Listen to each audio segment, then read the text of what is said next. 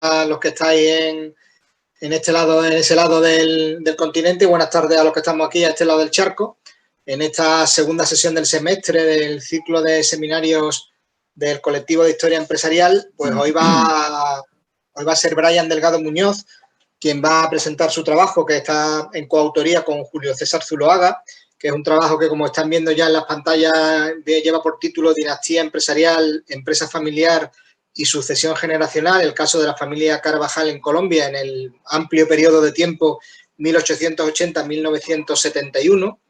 Y la persona que va a ejercer la labor de moderadora, en este caso, de esta sesión, es la profesora Sonia Jaimes, que me ha pedido que yo sea muy breve presentándola a ella para no quitar protagonista al ponente. Entonces, solamente diremos que ella es historiadora y que es profesora en la Universidad ICESI y en la Pontificia Universidad Javeriana en Cali. Y, sobre todo, como principal rasgo de su currículum, que es una de las coordinadoras del semestre de este colectivo de historia empresarial, lo cual es un punto que siempre da lustre al currículum. Yo, por mi parte, creo que mejor no digo nada más. Yo estoy pendiente del chat y de si hay alguien que está en la sala de espera. Y dejo entonces que Sonia sea quien vaya presentando al ponente, a Brian, y les dejo a ellos para que inicien la presentación. Bueno, muy bien. Hola a todas y todos.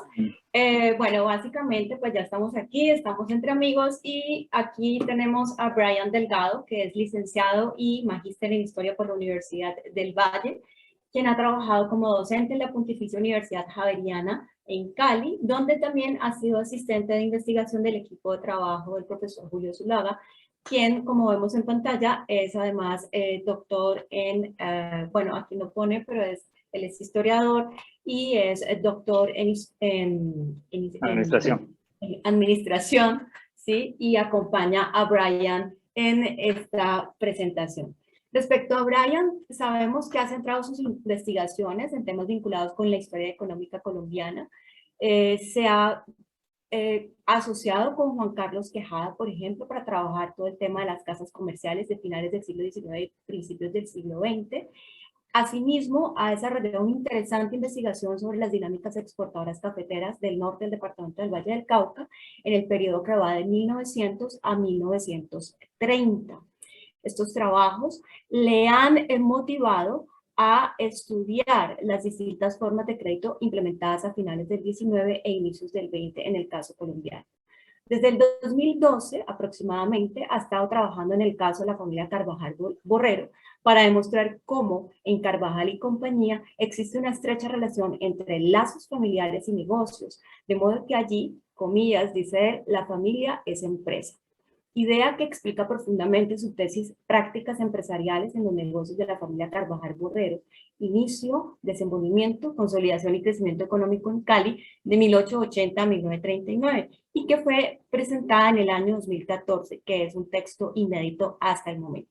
Ese estudio le sirvió de base a nuestros presentadores del día de hoy para avanzar en el trabajo que hoy titulan Dinastías empresariales, empresa familiar y sucesión generacional, el caso de la familia Carvajal en Cali, donde extienden el periodo de 1880 a 1971. Entonces, Brian, el micrófono es tuyo, bienvenidos. Muchas gracias, de verdad muy buen resumen. Si bien, pues, solamente por profundizar varias cosas, bueno, primero los saludo, muy buenos días para todos y muy buenas tardes para algunos.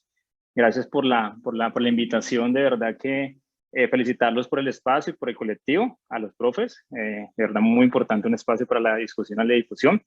Bien, ahí está el título, ya lo han dicho varias veces, si bien es el resultado pues, de mi tesis de pregrado, que de verdad fue una tesis muy descriptiva, muchas fuentes, pero muy descriptiva también, parte de la inmadurez hace casi 7, 8 años del pregrado, y que gracias a la llegada de Julio César Zuloaga y charla va, charla viene, logramos construir este trabajo muy bonito, la verdad, y también la profundización, tanto de fuentes, como también alargamos el periodo. Entonces, ese es el resultado que llamamos, ya lo han dicho, dinastía empresarial, empresa de la familia Carvajal, sucesión generacional, el caso de la familia Carvajal en Colombia, 1880 a 1971. Rápidamente, porque es poco el tiempo, entonces avanzo. Lo primero que debo decir es que en el contexto latinoamericano pues, se ha caracterizado como un capitalismo familiar, es decir, un tipo de capitalismo en el que las empresas y otras formas de negocio están organizadas alrededor y controladas por familia. Según datos de Serna y Suárez en el 2005, estamos hablando que hay una composición de 65% de empresas familiares en el contexto latinoamericano. Y pues algunas familias de estas pues han demostrado una gran capacidad para constituirse como dinastías empresariales y perdurar dentro de las élites económicas de una sociedad. Hoy tenemos grandes empresas en Colombia con más de 5 generaciones, 4 generaciones, más de 100 años, en los que podemos ver esa perdurabilidad en el tiempo, ¿sí? Esto se ha analizado historiográficamente desde varias perspectivas, pero aquí quiero traer dos a colación muy importante, y una es que se ha asumido con frecuencia que una vez una familia logra ingresar a los sectores de la élite, se ha asumido como un hecho incontrovertible, algo así como un proceso automático y libre de problemas, como básicamente algo muy automático, muy fresa, ¿sí?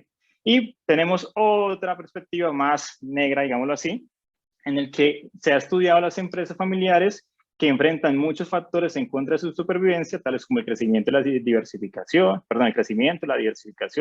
los avances tecnológicos, el éxito mismo que puede extraer a las futuras generaciones del interés y participación de la empresa. Aquí grandes autores afirman que la empresa latinoamericana familiar muere a los 55 años, que altamente o que probablemente no pase la tercera generación, y también se ha argumentado que una vez muere el fundador comienzan los problemas de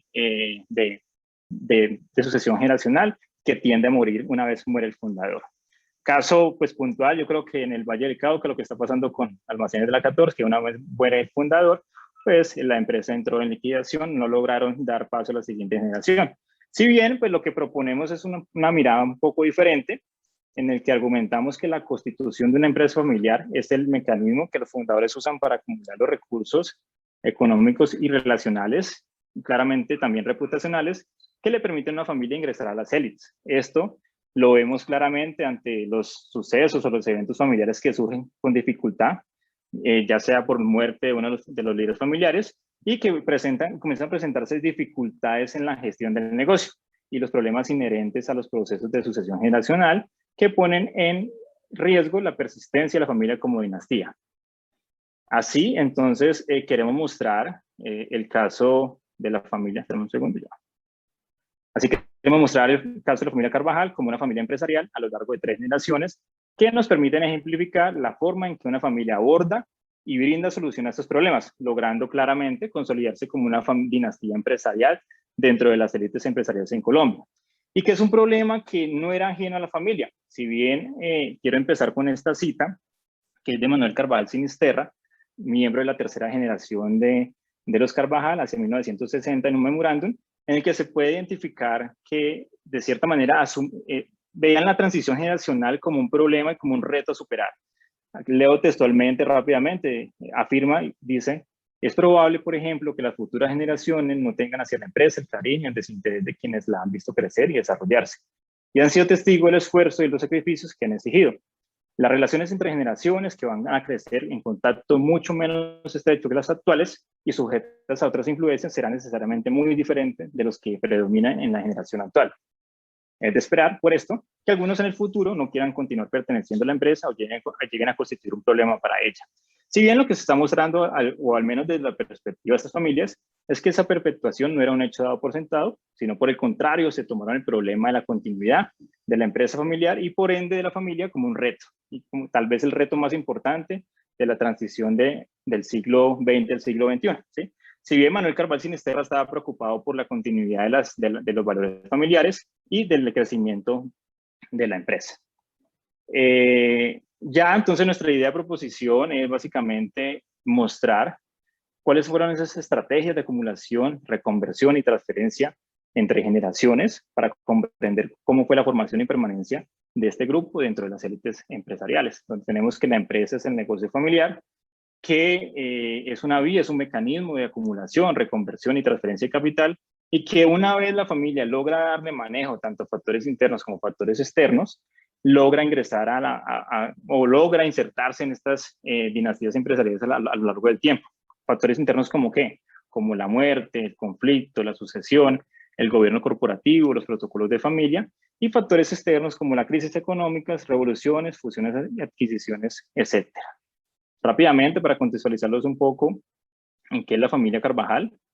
Hay que decir que la familia Carvajal es una de las familias más relevantes en el país. La organización nace en Cali en 1904 y hoy por hoy, hace 3 días cumplieron 117 años. Es una multilatina con 19.000 colaboradores en 14 países del continente. Y está involucrado en los sectores de empaques, Propal, que es pulpa y papel, educación, tecnología y servicios, MEPAL, que tiene que ver con el tema de muebles para oficina, y soluciones de comunicación. Hoy por hoy, el actual presidente es un miembro de la 4ª generación, que es Pedro Felipe Carvajal Cabal, y según Forbes Colombia, estamos hablando que básicamente la riqueza en el 2018 estuvo alrededor de los 374 millones de dólares. Si bien, pues entonces tenemos un control familiar de 117 años, en el que aquí podemos ver en la tabla que básicamente la dirección y manejo de Carvajal ha estado en miembros de la familia. Esto se dio hasta el 2008, en el que por primera vez hubo miembros de familia que estuvieron por fuera del núcleo familiar, y esto volvió a retornarse en 2020. Entonces tenemos básicamente entre 1904 y 1939, que básicamente la 2ª generación y primera estuvo al mando. Después de 1939 hasta el 2008 se rotaron miembros de la 3ª generación la dirección, ya sea por fallecimiento o simplemente fueron cambios que se dieron internamente dentro de las administraciones y la gerencia. Así, entonces tenemos que esta empresa básicamente se desarrolló en el Valle del Cauca, en la región del departamento del Valle del Cauca, y Cali como su capital, que es el suroccidente colombiano, y que de cierta manera fue una empresa que logró entender las dinámicas de todo el siglo XX y logró también insertarse en procesos de modernización. Muchos de sus miembros también hicieron parte de proyectos muy importantes a nivel de impacto a nivel departamental. Entonces es una empresa que logra entender muy bien estas dinámicas de la economía y logra insertarse en cada una de las fases de desarrollo, de crecimiento, tanto de regional como nacional. Así, entonces tenemos una evolución general de lo que es la empresa. Espera un segundo, qué pena.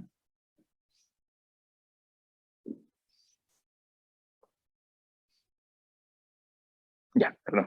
Así tenemos entonces una primera generación en el que crea las bases del negocio familiar, y aquí es muy importante tanto el fundador, que es Manuel Carvajal Sinisterra, y su esposa Micaela Borrero, en el que pasan y hacen tránsito de las actividades comerciales del siglo XIX a la transición del siglo XX, y que básicamente su riqueza, su acumulación de capital, el patrimonio familiar se dio de manera muy individual, en la que combinaron combinaron los negocios del siglo XIX, que era muy común el tema de las sociedades comerciales, y lograron esa acumulación también a partir de la compra y venta de propiedades de bienes raíces, y que básicamente fue la base del negocio familiar, que después colocaron en manos de sus hijos, la 2ª generación, y fue finalmente pues la 2ª generación que le dio crecimiento, tanto crecimiento como diversificación a la empresa, desde 1912 a 1939, y ya posteriormente desde 1939 hasta 1971, en manos de la 3ª generación,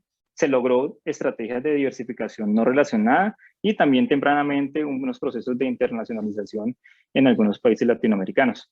Así entonces tenemos algunos eventos importantes comparados con algunas empresas a nivel pues del Valle del Cauca. Entonces tenemos a Carvajal S.A, entonces creación de la empresa 1904, el cambio generacional entre 1912, después se da otro cambio a la 3ª generación en 1940, periodo por fuera del control de miembros de familia estuvo en el 2007, 2020, la diversificación estuvo en 1924, una expansión al mercado nacional de mano de la 3ª generación en 1945 y procesos de internacionalización en 1961. Ahora bien, ya aquí pues comenzamos a mostrar pues las estrategias de transferencia de capital, que es lo importante y la esencia de este trabajo. Y esta estas estrategias para la transferencia de capitales entre generaciones, estamos hablando pues de 3 generaciones, en las que las estrategias desarrolladas se dieron antes y después de la muerte de un líder de familia. Antes, en el que los miembros de familia de una generación a otra lograron primero vincular a las generaciones venideras al interés de la empresa, y que no solamente tuvieron la responsabilidad de transferir el patrimonio, sino también la responsabilidad de acrecentarlo. Y tenemos como otra estrategia el después de la muerte. Cada vez que un miembro de familia muere o un líder de familia muere, hay siempre una reorganización de la empresa, y eso se da a través de nuevas sociedades comerciales o de nuevas sociedades, sí, de nuevas configuraciones. Las nuevas configuraciones que traen, pues trae movimientos accionarios, nuevos cargos directivos, la elección de un líder de familia nuevo, nuevos objetos sociales, siempre había ampliación del objeto social, se cambiaba el objeto social, y eso lo podemos ver a lo largo del cambio de la primera a la segunda generación y el cambio de la segunda a la tercera generación. Ahora bien, ya para entrar rápidamente en materia, entonces vemos que la empresa arranca en 1904 como una imprenta comercial. Esto se dio bajo un contrato privado que nunca se conoció, o sea, realmente no tenemos documentación sobre eso, pero ya en 1907 conocemos el documento por escritura notarial, en el que podemos ver ya de entrada la estrategia de la primera generación a la segunda, en el que la constitución, la creación de Carvajal y Cía, se tiene una participación del control familiar del 50% de la primera generación y el 50% el control de la segunda generación. Claro, porque Manuel Carvajal, que fue el fundador, quien fue el líder de familia, el que logra la acumulación de capital, coloca el 100% del capital, pero le da la administración a sus dos hijos. A sus dos hijos de 6 hijos, 4 varones, 2 mujeres, pero ve en dos la capacidad como visualizadas en sus dos hijos esas actitudes empresariales y de gestión claves para el desarrollo y la perdurabilidad de la empresa. Entonces él logra darle la gerencia, sobre todo a Hernando Carvajal Borrero, que es su hijo, y a Alberto Carvajal Borrero, y son ellos los encargados de la continuación y el desarrollo de la empresa. Ya en 1912, con la muerte del fundador de Manuel Carvajal en Valencia, ya hay de nuevo una reorganización en el que por vía herencia ya entran los demás miembros de familia, o sea, sus hijos, entran los cuatro hijos, y ya el control de la empresa va a estar recayendo en un 65% de la segunda generación, y solamente bueno, porque es también un capital bastante alto, 35% de Micaela Borrero. Aquí claramente los dos que estaban administrando pues aumentan su participación accionaria por vía herencia. Aquí de nuevo ya el control totalmente está en manos de la segunda generación, digamos, en temas administrativos. Aquí el capital obviamente todavía sigue considerado, pues recae bastante en cuanto a la primera generación con un 35% de su esposa, y ya sea 1930, con la muerte de Micaela Borrero, la madre de ellos, pues pasa el control total de las acciones de la empresa a la segunda generación. Esto básicamente lo llevan hasta 1939, que básicamente es cuando ya finalmente se le da paso a la tercera generación, que es esta transferencia del control a un miembro de la tercera generación. Antes y después. Primero, claro, había una preparación muy temprana de un miembro de familia, y en este caso, perdón, es que se me fue como el internet. De la preparación muy temprana de un miembro de familia, y en este caso se va a elegir al hijo de Hernando Carvajal Borrero, que es Manuel Carvajal Sinisterra, quien pues desde muy tempranamente pues tuviera como las capacidades y el entrenamiento para liderar la gestión y proyección del crecimiento de Carvajal.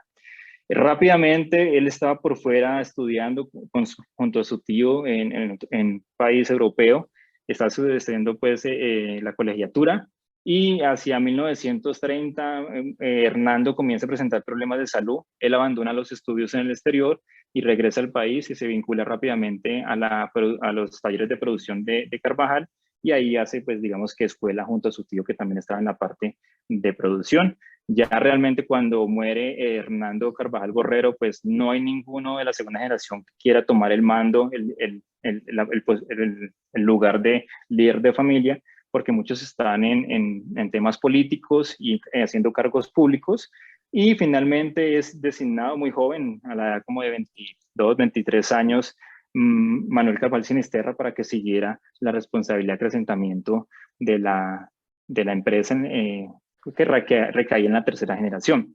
Y el segundo aspecto aquí muy importante es el manejo que se le da al patrimonio del difunto padre, ¿no? Que consistía del 30% del total de las acciones en Carvajal, que básicamente, para que no se diluyera la herencia, lo que hicieron básicamente fue crear una sociedad que llamaron Herederos de Hernando Carvajal, y así evitaron pues, que el capital se diluyera y lograron cohesionarlo. Este 30% se cohesiona a través de esta nueva sociedad, en la que la toma de decisiones estaría en cabeza de la Asamblea General. La Asamblea General estaba compuesta por hijos y madre. Bueno, perfecto. Ya, perfecto. Y aseguraron que las acciones de la compañía no fueran transferibles, y si se lograba obtener la autorización pues, de transferirlas mediante la Asamblea General, eso sería por encima del 75% por lo menos de las acciones colocadas. Con esta estrategia, pues claro, buscaron rápidamente mitigar el problema de la dispersión de capital y las potencialidades de conflictos familiares cuando algunos de los miembros de la familia no quisieran la continuidad, ¿sí? Y finalmente, una de las estrategias más importantes es la creación de la Fundación Carvajal, y aquí también pues, le damos una mirada diferente al tema de por qué un empresario, por qué las empresas crean fundaciones, no solamente con el tema de bajar impuestos o disminuir impuestos, sino que aquí vemos una importante acción de Manuel Carvajal Sinisterra cuando crea la fundación y dona el 60% de las acciones para crear la fundación en 1960, lo que la convirtió en el mayor propietario del negocio familiar. Así, pues el traspaso de la mayoría de las acciones de la empresa de la familia a la fundación permitía conservar el poder de la empresa, los recursos necesarios para su desarrollo, ya que la fundación, claro, recibiría únicamente los dividendos que le corresponden de acuerdo con la proporción del interés social que posee. Y también se logró desde el cambio de los estatutos de Carvajal y CIA Limitada que se le diera a la fundación el derecho preferencial de la compra de acciones de cualquiera de los socios que deseaba vender. De esta manera, claro, Manuel esperaba preservar el carácter familiar de la empresa y facilitar la solución de los problemas que exigieran la transferencia por parte del interés social entre miembros de una misma familia. Finalmente, ya para las consideraciones finales, un segundo, qué pena. Ahí. Bien. Y como consideraciones finales, tenemos entonces que la historia de esta familia es la historia de un grupo empresarial y de las generaciones que fueron actores centrales para su crecimiento, a través del papel que jugó cada una de las generaciones en la toma de decisiones y la gerencia familiar. Los Carvajal, claro, lograron acumular un patrimonio familiar que las generaciones venideras consiguieron acrecentar a partir de un proceso de cambio generacional eficaz, unas capacidades de adopción de innovación tecnológica, administrativa, renovación de estrategia a través de decisiones de diversificación, internacionalización, en un contexto claro de crecimiento de la ciudad de Cali y de transición del capitalismo agroindustrial que experimentó el Valle del Cauca hacia pues, la década de los 40. Perdón. Entonces, así tenemos algunos patrones a lo largo del tiempo. Entonces, transferencia de capital entre generaciones, antes y después de la muerte, acompañada del saber y hacer gerencial. Nuevas sociedades con objeto social y protocolos de familia para ampliar y mantener cohesionado el capital. Tenemos especialización en actividades empresariales y políticas de miembro de la familia. Tenemos valores y ética. Y tenemos formas de organización híbridas de control y transferencia, como fue la Fundación Carvajal, ¿sí? Esto fue rápidamente, qué pena. Muchas gracias por su atención. Excelente manejo de tiempo, excelente caso, Brian. Muchísimas gracias.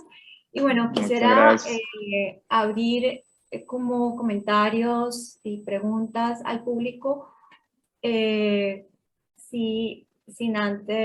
alguien tiene algún comentario, alguna cosa que plantear en este momento, pues los micrófonos están abiertos.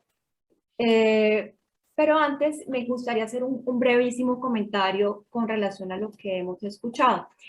Me parece que lo interesante del trabajo de Brian es que es de los pocos estudios pensados desde la historiografía profesional que escogen como unidad de análisis la familia empresaria y su perspectiva dinástica para analizar las transformaciones del capitalismo, en este caso local. Adicionalmente, me parece que es importante resaltar que este trabajo, pues como ya lo dijimos, se inició como un ejercicio de investigación de una persona que estaba en formación, y eso nos lleva a un ejercicio de investigación no contratado. Eso me parece un elemento bien importante de subrayar en el universo, por lo menos local. Lo que hace que el acceso a la información privada, ya sean archivos familiares, empresariales e inclusive algunas entrevistas, fuera un poco más difícil de lograr. Es allí donde creo yo el apoyo posterior que hace Julio Zuluaga a esta investigación ayudó a enriquecer, por supuesto, el trabajo que hoy nos ha presentado Brian en coautoría con Juli. Este último aspecto me parece que es importantísimo de resaltar porque este trabajo, a diferencia del estudio previo que hizo Brian, que ya él mencionaba, muestra unas perspectivas analíticas comparadas en lo relacionado por lo menos en la constitución de lo que son las dinastías empresariales a escala local. Y hace unas referencias, como vimos rápidamente en algunas de las diapositivas, a los casos de Manuelita, Fanalca y Baterías Mac. Ahora bien, otro elemento importante de este trabajo es que lo importante del asunto no es el caso en sí mismo, sino la problematización a la que nos invita.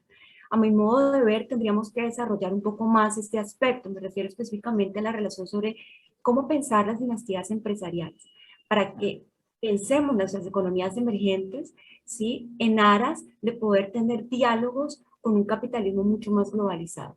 En este aspecto, considero valioso tener presente que las trayectorias históricas regionales constituyen en sí mismas un reto para el investigador, toda vez que nos invita a realizar juegos de escalas a fin de no centrar la atención simplemente en el caso de estudio, pues eso a mi modo de ver nos conduce a cierto positivismo que no nos permite problematizar con profundidad y en ocasiones termina ratificando los mitos del héroe o el villano tan cuestionados y replanteados en la historiografía empresarial.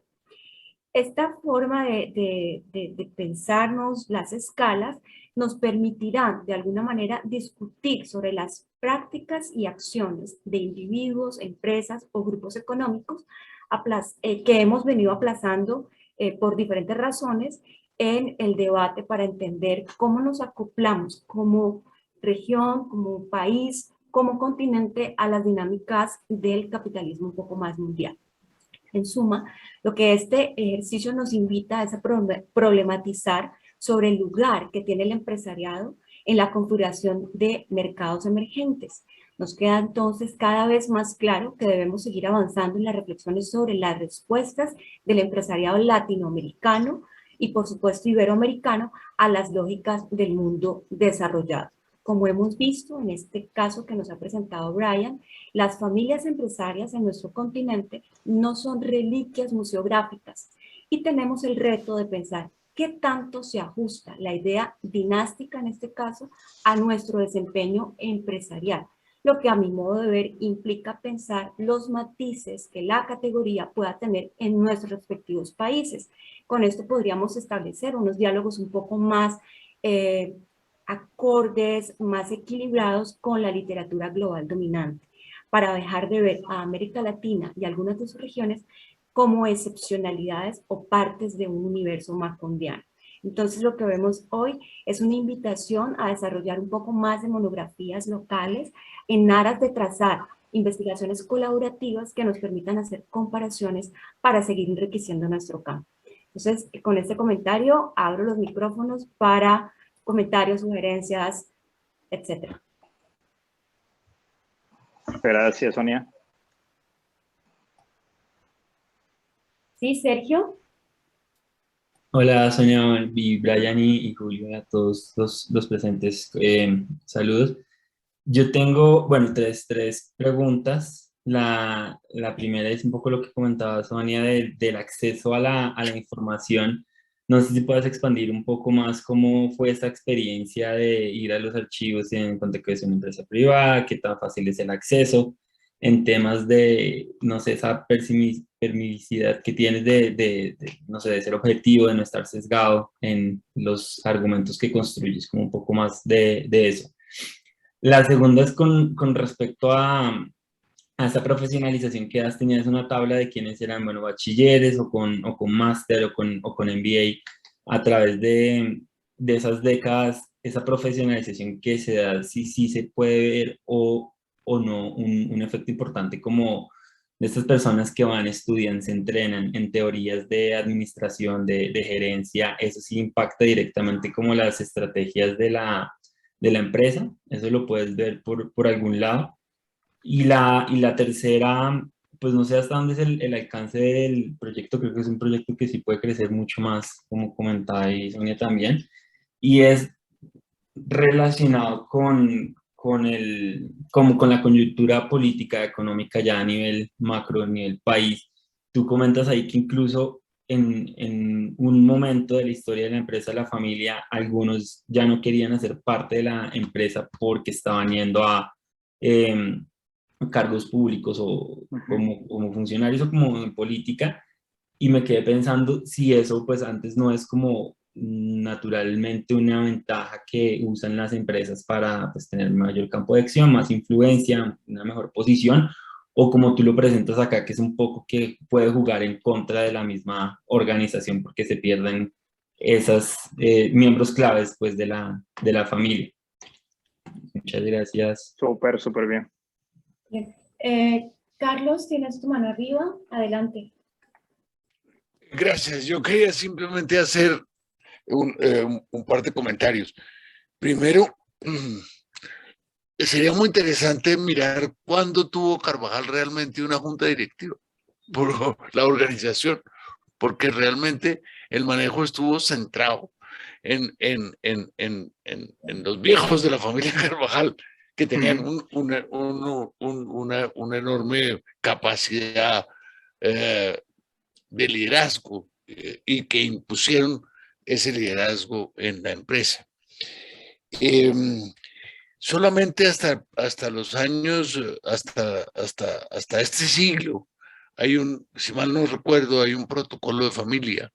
Y en este momento, hace un par de años, había 300 miembros de la familia que eran accionistas de Carvajal y creo que ninguno tenía más, un porcentaje mayor al 3% o algo así. O sea, la propiedad está en toda la familia, está dispersa en toda la familia, y eso me parece sumamente interesante. Y en este momento existe un protocolo muy interesante que tiene que ver con el nombramiento de la junta directiva, cuántos miembros independientes, cuántos miembros de la familia, etcétera. Entonces me parece que mirar esa trayectoria es muy importante. En segundo lugar, hay que tener en cuenta que Carvajal comienza su internacionalización o sus negocios en el exterior muy temprano, en 1960, 61, si mal no estoy. Va totalmente a la vanguardia en temas de internacionalización. Manejan una compañía en Puerto Rico varios años, durante los años 60, es lo que les da una gran, pues les permite entrar, digamos, a trabajar en otros territorios y después van a ampliarlo de una manera muy interesante sobre todo desde 1970 hasta nuestros días, prácticamente, con negocios en todas partes de América Latina e incluso de Europa. Y en tercer lugar, un comentario sobre el punto anterior. Carvajal, y don Manuel Carvajal en particular, se preocupó enormemente por la formación de la gerencia en Colombia y específicamente en el Valle del Cauca. Las maestrías de administración de la Universidad del Valle fue promovida por don Manuel Carvajal y puso a tus hermanos y a todos los miembros de la organización a tomar los cursos de administración, de gerencia en la maestría en la Universidad del Valle. Trajeron a los principales conocedores, de los expertos en temas de administración, de gerencia de esa época, por ejemplo, a Peter Drucker, con quien hizo una amistad muy estrecha, don Manuel Carvajal. O sea, la preocupación por la formación de los cuadros gerenciales fue siempre importante, no solamente en Carvajal y en el Valle del Cauca, sino en todo el país. O sea, que es algo que hay que resaltar. Creo que esos son mis comentarios. Muchas gracias. Excelentes. Gabriela, dale. Hola a todos, felicidades por tu presentación. Yo, bueno, tengo preguntas que tienen que ver con la familia. Y bueno, en América Latina las familias son las que siempre están metidas en los negocios, ¿no? Aunque hayan profesionalizado y demás, las familias juegan papeles súper importantes. La pregunta que tengo es, bueno, hay varias, ¿no? Pero ¿cómo eligen qué miembro de la familia dirige? ¿No? No sé si tengas información o sepas. Y una vez que se elige al miembro de la familia que dirige, ¿cómo evitan que los hermanos o los primos, porque obviamente con el paso del tiempo es hermanos y primos y descendientes, no tengan problemas con los que no fueron elegidos? O sea, ¿cómo le hacen para que esas dinámicas familiares de yo no fui el elegido no permee en la dirección diaria de los negocios? Porque esos son problemas del diario. Otra cosa importante, que si bien las mujeres en la dirección de la empresa no aparecen, tienen un papel primordial en la educación de los que van a ser los futuros administradores, gerentes, directores, etcétera, de la compañía. Entonces, yo no sé si tienes información de qué papel juegan ellas en la educación de los personajes que después van a ser importantes en esta compañía. Mencionas mucho esta cuestión de que hay miembros de la familia que no están interesados en participar y que quizás se van a la política o a otro tipo de negocios. La pregunta es, ¿no les interesa o no los dejan? ¿No? Esa es como que las dinámicas familiares y cómo permean adentro de la conducción del negocio. Y ya por curiosidad, por ahí pasaste una diapositiva en donde mencionas que crearon, además de la fundación, un holding, ¿no? Y mi pregunta es, ¿en qué año la organizan y por qué la organizan? O sea, ¿qué fue lo que pasó ahí que necesitan hacer un holding? Y eso sería todo, y felicidades. Muchas gracias, profe. Super. ¿Tenemos alguna otra pregunta en el chat? No, por el momento no.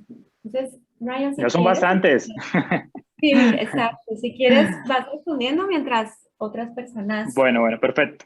Entonces, gracias por las preguntas y por el interés. De verdad que es muy interesante. Profe Carlos, gracias. De verdad, muy interesante los comentarios. Bueno, para responderle a Sergio, el tema del acceso a la información, pues en este campo creo que muy complejo el tema del acceso a las fuentes, sobre todo los archivos empresariales, creo que casi imposible, no sé. Pero en el caso de Carvajal, imposible entrar a sus archivos. Todo se dio por las fuentes que están en este momento en el Archivo Histórico de Cali, en escribanos notariales. Toda la recolección de las fuentes fue a partir de escribanos notariales. Y básicamente, de verdad que fue una búsqueda bastante ardua, casi 2 años sentado, pues yendo todos los días al archivo, en el que se recopiló mucha información sobre la familia. A partir de eso, pues fue obviamente el complemento con la prensa, que también entrega información muy valiosa. También fue los anuarios estadísticos.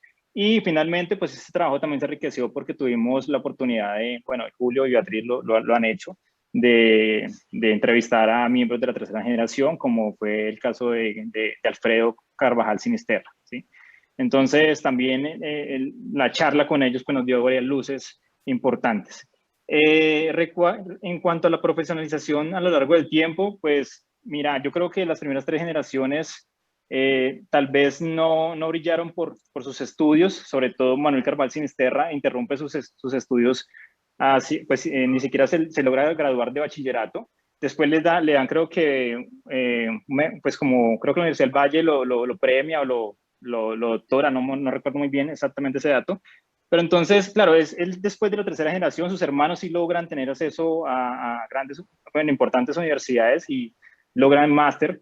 Entonces, digamos que en nuestra temporada de tiempo, pues creo que se queda corto ese análisis, pero me parece bacanísimo lo que comentas frente a eso. Yo creo que queda como la tarea de seguir mirando qué impacto tiene la formación, porque también lo queremos ver a través de 3, estamos haciendo con Beatriz y Julio, como una comparación de familias empresariales. Yo creo que es un elemento muy importante que tenemos en cuenta como factor también del crecimiento de la empresa. Entonces, el tema de la profesionalización claramente lo tenemos en cuenta, pero digamos que en estas 3 generaciones, pues es muy difícil leer y como tratar de traerlo a la historia y el impacto que pueda tener la empresa. Pero me parece genial que lo hayas mencionado.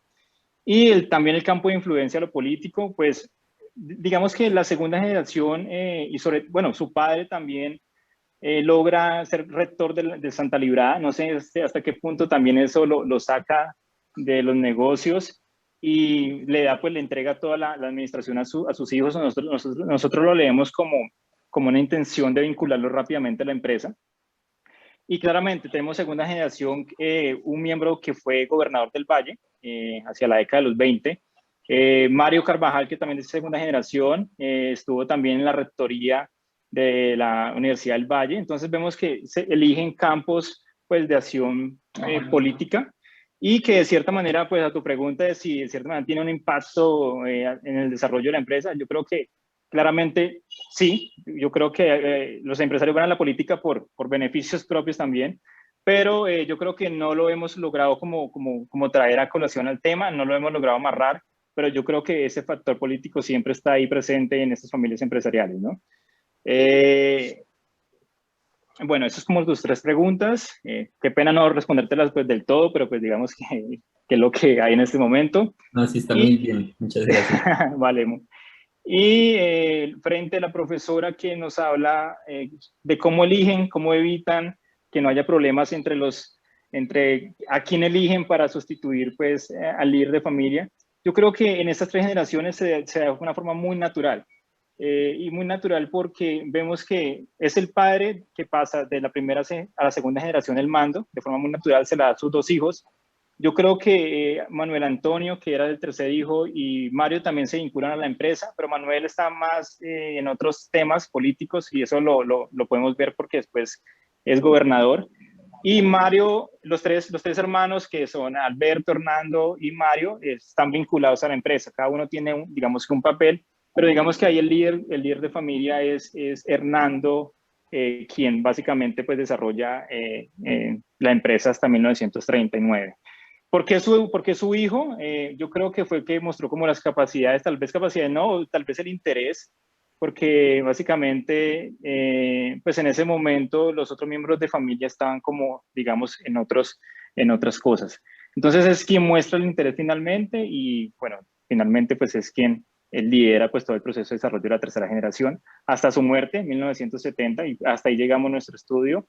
Después se sigue como cambiando o pues se sigue rotando la gerencia entre los miembros de la tercera generación, ¿sí? Profe, también muy importante, yo creo que tratar de leer hacer esa lectura en el tiempo y en las siguientes generaciones. Yo creo que los comentarios y los aspectos que nos traen como a colación nos permitiría como verlo más, pues sobre todo a lo largo del tiempo y los tiempos que, pues el estudio que no hemos abarcado, sobre todo después del 70.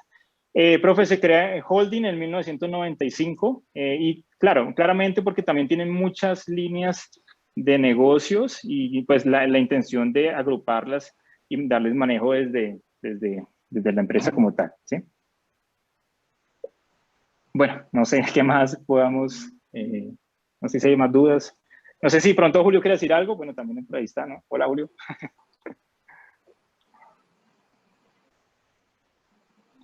Bueno, está como ocupado. No sé. Sonia, vea, ya listo. Yo hay 2. Ajá, sí, dale, Jesús. Sí, yo hay 2 cosas, no referentes al caso, pero sí 2 cuestiones, digamos, previas, de definiciones previas, que me han llamado la atención. Es más un comentario que quizá una pregunta que puedas responder ahora mismo. A mí me ha llamado mucho la atención la definición instrumental de empresa familiar que das al principio, ¿no? Porque siempre en el debate de la literatura hay mucho de qué se entiende por empresa familiar y me ha llamado la atención, no sé si es la segunda o tercera transparencia, donde utilizáis una definición en que la empresa familiar como algo que se crea como que se crea con un objetivo de preservar la economía, la reputación de los valores que tiene. Me ha llamado la atención eso. Lo que pasa es que me cuesta trabajo pensar que cuando se crea la empresa se crea ya con ese objetivo. Entonces, pero la verdad es que me ha llamado la atención esa definición. Y por otro lado, también la frontera familia empresaria, empresa familiar, en este caso que prácticamente desde el principio, desde la segunda generación, se quedan ya fuera 4 de 6 hermanos, muchas veces hablamos de empresa familiar y familia empresaria como sinónimo y aquí parece que va muy claramente una parte de la familia por un camino y otra se queda muy desde el principio fuera, ¿no? También eso me ha llamado un poco la atención. Pero ya digo, son un poco reflexiones y tenemos a Beatriz que ha levantado la mano, no sé si mejor le damos a ella la palabra o si hay alguna pregunta más concreta a lo mejor. Buenas, sí, me presento. Yo soy Beatriz Castro Carvajal.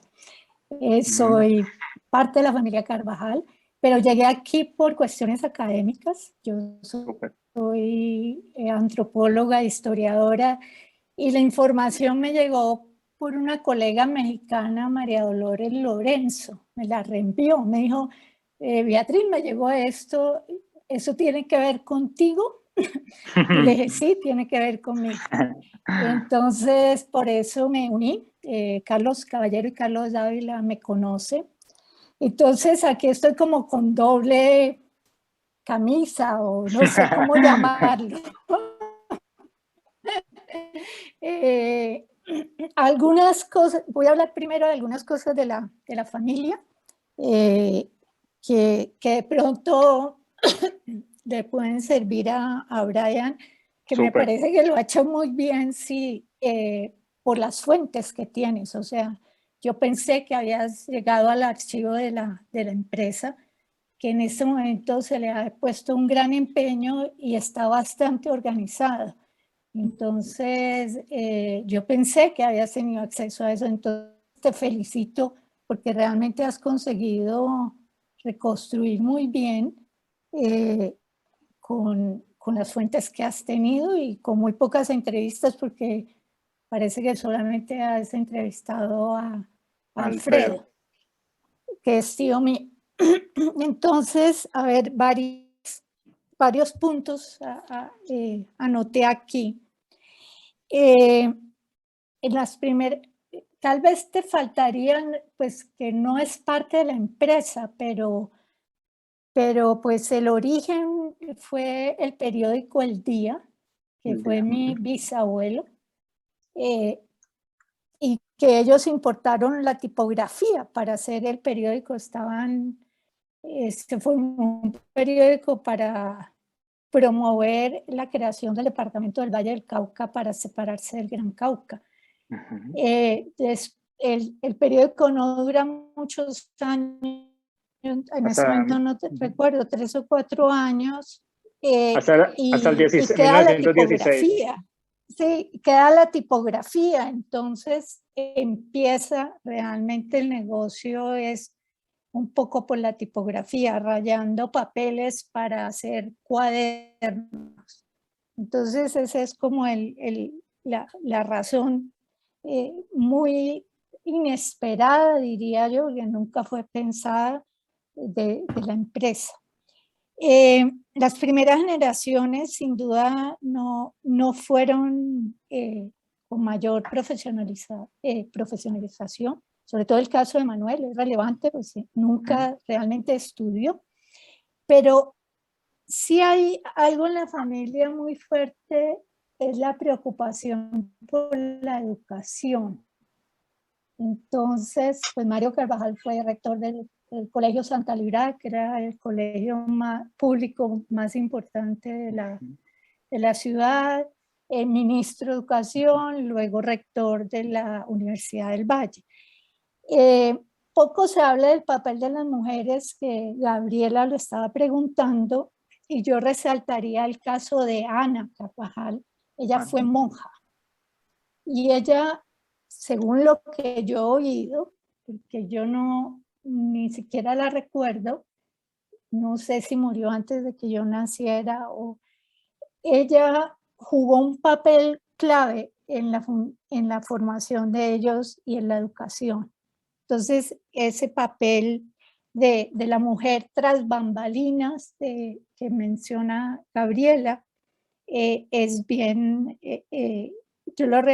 sería bueno si algún día quieres pues entrevistas, preguntar por el papel de ella. Lo de participación en política, sí, sobre todo de la segunda generación. y algunos de la tercera, pero después, yo soy de la cuarta generación, somos ya 6 generaciones, sí la participación política se desvaneció completamente. Entonces, pues ese es un punto de información que para profundizar. Conflictos familiares, las sucesiones, sí ha habido conflictos familiares. ¿Cómo se ha manejado? Mucho, yo no sé, sobre todo la tercera generación, ellos se criaron muy juntos, vivían en casas contiguas que estaban comunicadas por detrás, o sea, que aunque eran primos, eran casi hermanos. O sea, entonces, la decisión de Manuel, pues fue realmente que ningún tío, los otros tíos estaban en política, y luego era el mayor de la tercera generación. Entonces a él le asignaron. Luego las sucesiones después de Manuel, después de la muerte de Manuel, sí ha habido tensiones, ¿sí? Que no sé muy bien cómo decir, cómo se han manejado, pero es mucho, yo creo que fraternidad, mucha contención, también diría yo. De tratar de que las cosas no vayan a más, ¿sí? Pero sí, sin duda ha habido conflictos familiares no tan hondos para, digamos, disolver la unidad en la empresa. Y pues ya de muchos años para acá, pues se tiene un protocolo que permanentemente actualizamos y ha sido realmente indispensable para las generaciones pues de la mía y las dos que vienen detrás. El holding en gran medida se crea por la internacionalización de la empresa. Había muchas empresas en otros países que hubo la necesidad de crear el holding. También se creó como un holding de las empresas colombianas y un holding de las empresas nacionales, y luego se reinvirtió, o sea, luego volvió a unirse nuevamente todo. Resaltaría también el papel de la fundación, o sea, realmente es el mayor accionista de la empresa, sigue siendo, y todos tenemos un porcentaje mínimo de participación en la empresa, como lo señaló muy bien Carlos Caballero. Y tal vez eso también ha permitido que no haya mayores conflictos, porque no hay una gran concentración en ninguno. Y pues cada vez, porque en la medida en que se hereda, cada vez la propiedad se dispersa aún más. O sea, nadie ha comprado un número de acciones, y la fundación sigue siendo el socio más activo. Eso en cuanto a, digamos, a información de la familia que puedo dar en este momento. Pero pasando a mi otro papel como académica, a mí siempre me ha llamado la atención en las historias empresariales que se centran mucho en los directivos, o sea, como el rol directivo de las empresas.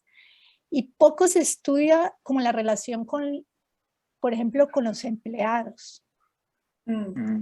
Ese es un punto que siempre he extrañado la historia empresarial, que me parece que es fundamental, porque pues una cosa es los directivos y digamos cómo orienten, cómo lideran, cómo organizan, etcétera, que es fundamental, pero como la participación de esa cantidad de gente anónima que hay en las empresas es algo que yo poco he encontrado en la historia empresarial. Y para el caso de Carvajal, eso sería muy interesante de indagar. No quedarse solamente en los directivos. Bueno, gracias.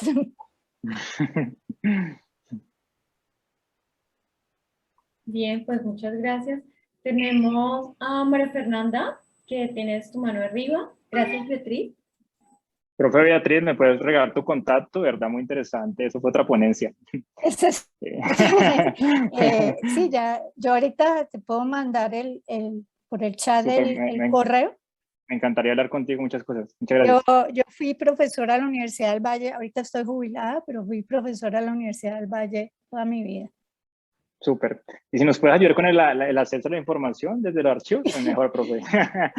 Bueno, voy a ver, no sé cómo es la política, o sea, sí sé que hay una persona ahora encargada del archivo y lo está haciendo muy bien. No sé cómo sea la política de acceso, pero te puedo averiguar con Muchas el mayor gracias. gusto. Muy amable.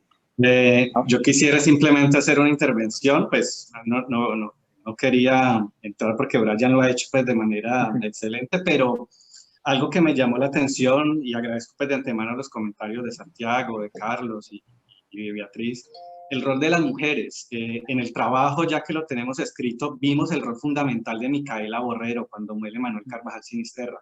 Si bien nosotros observamos que entran los miembros, los hijos, los dos hijos, y entran a la administración, Micaela pasa a ser la líder del negocio de la primera generación de familia.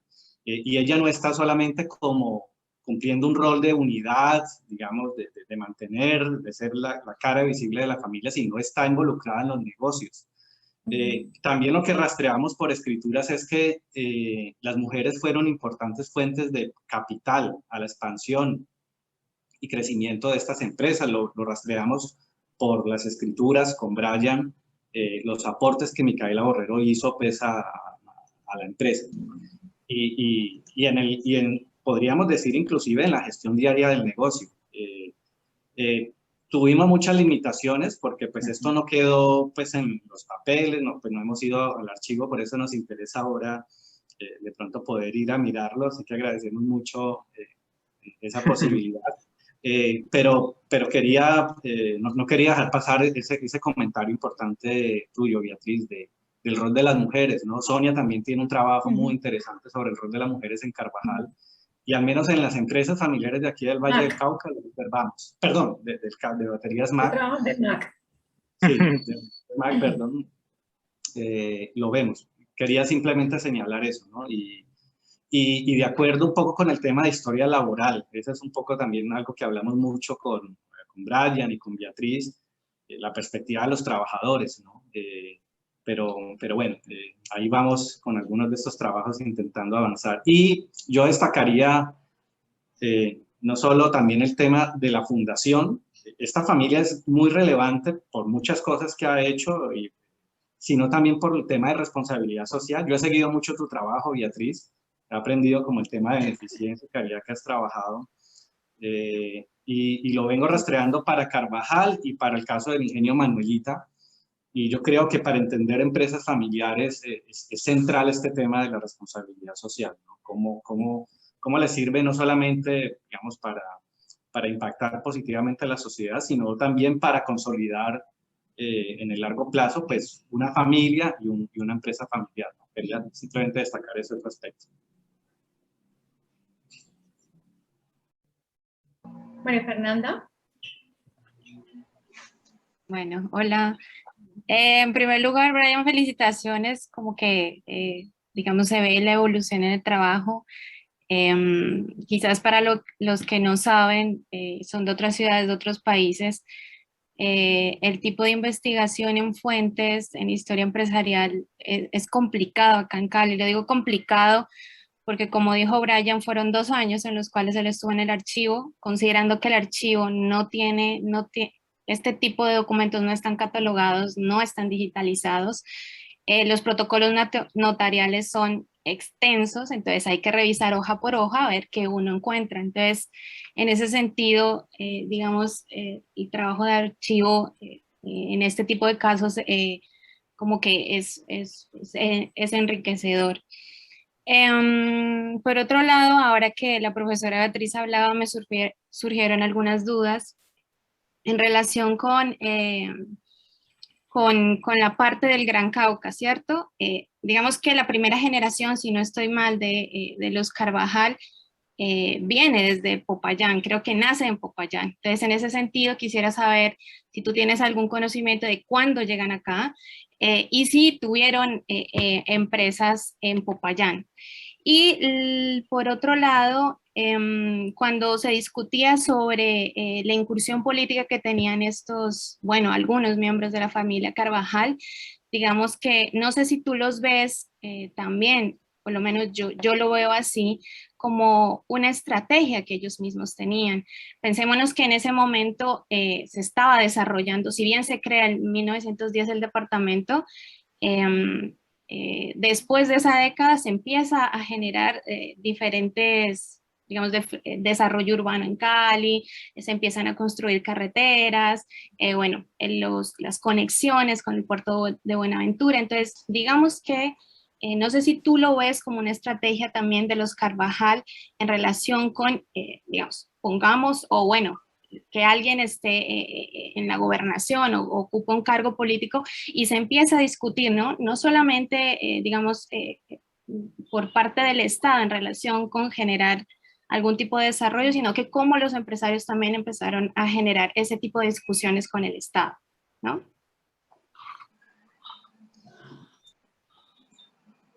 Un gusto saludarte, Mafecita, los compañeros de la universidad. Pues gracias por los comentarios y por las preguntas. Yo creo que a la primera pregunta sí te tengo respuesta, la segunda no. Pero la primera llega sobre la década del 70, en el siglo XIX, sí, oriundo de Popayán. Siempre me encantó, o me hubiera encantado como poderle seguir el rastro de sus actividades comerciales en el Gran Cauca. Sé que estuvo con la exportación de quina, en el momento pues álgido de la quina, pero me hubiera gustado como saber cuál fue su patrimonio, me hubiera gustado saber su herencia de sus padres, porque el rastro en Cali no me dio la oportunidad de saber con cuánto llegó, con qué riqueza, con qué patrimonio. Además porque se casa con Micaela, que no es cualquier persona, es una persona muy reconocida de la élite vallecaucana, perteneciente a todas las actividades de la hacienda Arroyo Hondo, o sea que viene con una importancia, y que obviamente se casa con Manuel, que tuvo que haber sido cualquier persona, sino que también una persona, porque pues los ricos se casan con los ricos, decía el profesor por ahí de la Universidad del Valle, porque solamente en Agua Rosa, Guadalupe se casan con los pobres, ¿no?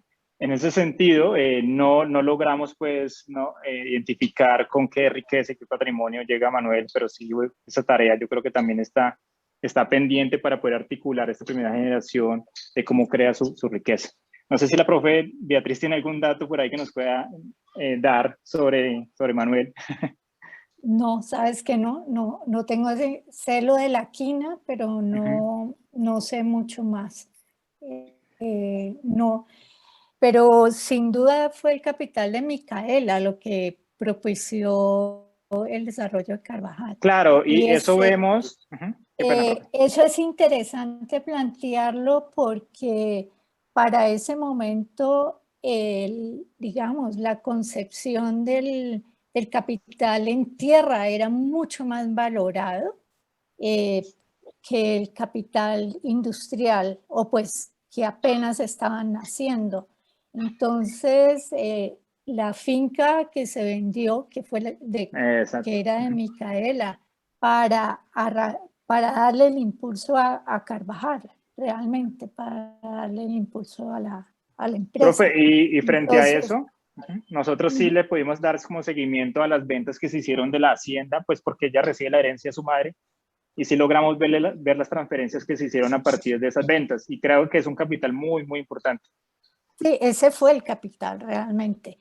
Y la otra información que yo tengo es que Manuel Carvajal Valencia hacía arrería, o sea, él tenía una cantidad de mulas, tenía un buen lote a las afueras de la ciudad y para el transporte a Buenaventura de comercio, pues de mercancías. Ese era su negocio, era su negocio. Que también no le pude dar seguimiento, sé por la historiografía, que fue así, pero no le pude dar seguimiento también por notaría. Sí, no sé, pues, y el lote que tuvo, pues en algún momento también se vendió para la empresa, para invertirlo ya en la empresa. Sí lo veo y lo vimos a través de todas las escrituras a partir de la creación de la sociedad Argáez y Carvajal, pues vinculado a todo el tema de la importación y exportación de bienes comerciales, y a ese sí le hicimos un gran seguimiento a través de la notaría, del capital que se vendía, que vendieron, bueno, infinidad de cosas que también pues obviamente les permitió acumular capital. Profe Carlos, nos va a dar el chisme. De pronto Carlos sabe más que yo. Está apagado el micrófono, profe, está apagado el micrófono. Tienes que prender el micrófono. Iba a hacer un comentario, pero porque me enviaron hace unos meses una tesis de grado de la Universidad del Valle, que tal vez en una maestría, en que hablan de Argáez y Carvajal. Y tú lo acabas de mencionar. ¿Por qué me interesa muchísimo? Porque el señor Argáez era, creo, hermano de mi bisabuelo. Yo soy caballero Argáez. Entonces, pero no he podido rastrear. Fuera de esa tesis, pues me tocaría irme a las notarías de Cali y de Popayán para rastrear el tema de mi pariente, porque era parientísimo. Argáez Carvajal, creo que se llamaba Rafael Argáez y era hermano de mi bisabuelo que se llamaba Jerónimo, pero mi abuelo, el hijo de Jerónimo, también se llamaba Rafael. Pero hay una tesis, no sé si Brian la haya visto, debe estar en la Universidad del Valle, sobre Argáez y Carvajal. Voy a buscar en mis archivos del computador el nombre de la tesis y te la puedo enviar. Mejor dicho, profe, también hablemos porque, ¿Perdón? pues también hablemos porque también de ahí pues hay un artículo que está como intentando sacar también, invité a Bea para que hiciéramos coequipeo con ese artículo que tiene que ver con la sociedad Argáez y Carvajal. Entonces, tengo mucha información sobre eso, profe, te la puedo compartir, podemos hablar, no, mejor dicho. Y yo creo que, es más, creo que esa tesis que hablas no dice nada, no dice nada sobre eso, porque realmente yo creo que tengo muchas fuentes sobre Argáez y Carvajal. Súper,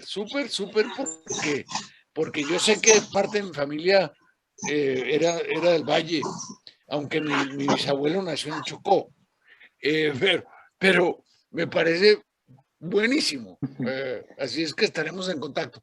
El otro punto que quería comentar tiene que ver con lo que dijo Beatriz, porque yo entiendo que Hernando Carvajal Borrero era el que se metió en el tema del transporte a Buenaventura, ¿sí? Pero dejó eso en un momento dado en que con la apertura del canal de Panamá hubo un camino mejor o transporte de otra manera. El ferrocarril. El ferrocarril, exacto. El ferrocarril en el 15. Entonces se acabó el negocio de las mulas. De las mulas, exacto. Pero creo que era Hernando Carvajal Borrero, no Manuel Carvajal Valencia. No, Manuel, sí. Son los dos hijos, Hernando y Alberto, supuestamente la historiografía. Yo no encontré nada. Sí, no, en la parte de las mulas, pero no sabía. Siempre supe de Hernando, pero no de Manuel. Muy bien. Muchas gracias. Muchas gracias, profe. Ya se está haciendo hora del almuerzo acá en Colombia. Bueno, si no hay más comentarios, Sonia.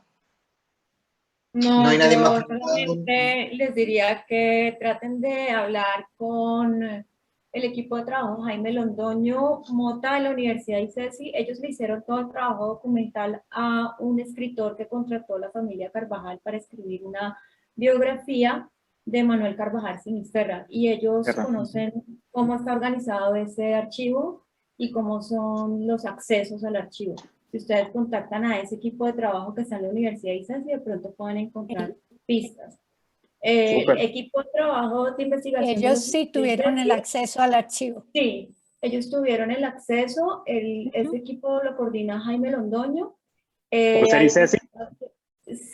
ellos lo hicieron, pero la persona que escribió el libro no es historiador profesional, es un escritor, es un amateur, que se llama Julio César Londoño, ¿sí? Que fue el que escribió el libro de Manuel Carvajal Sinisterra, que fue editado. No sé cómo fue el proceso, solamente les dejo el dato para que ustedes que están haciendo el trabajo puedan indagar un poco mejor cómo se accede al archivo, cómo está organizado, catalogado y demás, porque lo que yo sé es que ese archivo está supremamente ordenado, clasificado por tomos, está toda la parte de correspondencia, es decir, hay cosas muy importantes allí y valdría la pena que le echaran un ojito. Súper. Bien. Pues creo que ya entonces es momento de ir cerrando. Agradecemos a todos los participantes, felicitamos por supuesto a Brian por su interesantísima presentación, en el caso que con tantísima información sabemos que el esfuerzo de resumir y de sintetizar, además que bueno, Sonia y yo le hemos estado un poco metiendo prisa para que le quepa todo en la presentación, pues le hemos ahí tenido un poquito la presión, pues agradecer el esfuerzo adicional, nos parece que es un caso muy interesante, agradecemos a todas las personas que han intervenido, por supuesto el trabajo de Sonia como moderadora de la sesión, y recordarles que tenemos una cita el 24 de noviembre, la siguiente sesión de los seminarios del colectivo es un panel sobre banca, finanzas y moneda en Latinoamérica. Les he dejado en el chat el título y el enlace para que bueno, puedan inscribirse si les interesa el tema. Son 2 presentaciones en este caso. Es un panel en que hemos agrupado una presentación de Juan Luis Martirén y otra de Carlos Andrés Brando, que tienen temas parecidos relacionados con la banca y la finanza, y será Bernardo Batislazo quien haga de moderador en esa sesión.